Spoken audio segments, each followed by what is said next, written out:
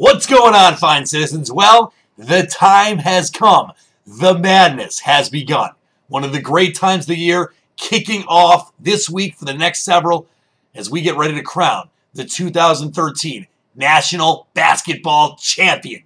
Of course, the bracket released on Sunday on the selection show. What I want to do is I want to take a look at the bracket, give you some sleepers, tell you who my Final Four is and who my national champion is. But first, I want to start on the future odds on teams to win the tournament. Starting with the favorite Louisville, who actually opened at 9-2, but now is up to 5-1. Indiana at 8-1. Miami at 8-1. That is actually my value pick, and I'll get to that in a little bit.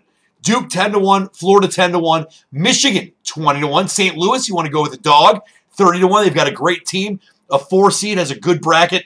Syracuse 35-1. And VCU, who was there 2 years ago in the Final Four, they are 55-1, and they've got a favorable bracket they can get by the first couple rounds. Now, taking a look at the bracket, looking at the Midwest, by far the toughest road to get to the Final Four. You've got Louisville as the 1 seed. Duke is the 2 seed. Michigan State's the 3. You've got a very, very tough St. Louis team, as I talked about, as the 4 seed. That is going to be very tough to reverse. Like the easiest bracket, not that any of them ever are, but I would have to go to the South. Kansas, the 1 seed there. Georgetown, the 2. You got Michigan, the 4 seed. Florida, the 3 seed. Florida playing up and down basketball. But if Michigan can get by their first round game, they can make some hay going forward. And you got to love Georgetown, too. Otto Porter Jr., NBA lottery pick. That team can be very successful in this year's tournament. All right, I want to give you 4 sleeper picks. One of them I mentioned, St. Louis, even though they're a 4 seed, they can make a run to the Final Four. Also, Michigan, they play the South Dakota State Jackrabbits. Could not be a worse opening round matchup for them. Nate Walters of the Jackrabbits, one of the leading scorers in the country, can really get things done. But if Michigan, as I mentioned, gets by that first round game, they've got a chance to make a run. Also, love Bucknell, the 11th seed in the East. They are playing, oh, the Butler did it. Bucknell can go on a run out of the Patriot League, one of the most balanced teams in the country. And then also in the West, the 11 seed Belmont. Like them, they open up against Arizona. I think they definitely get by that game. And they get a very tough New Mexico squad, likely.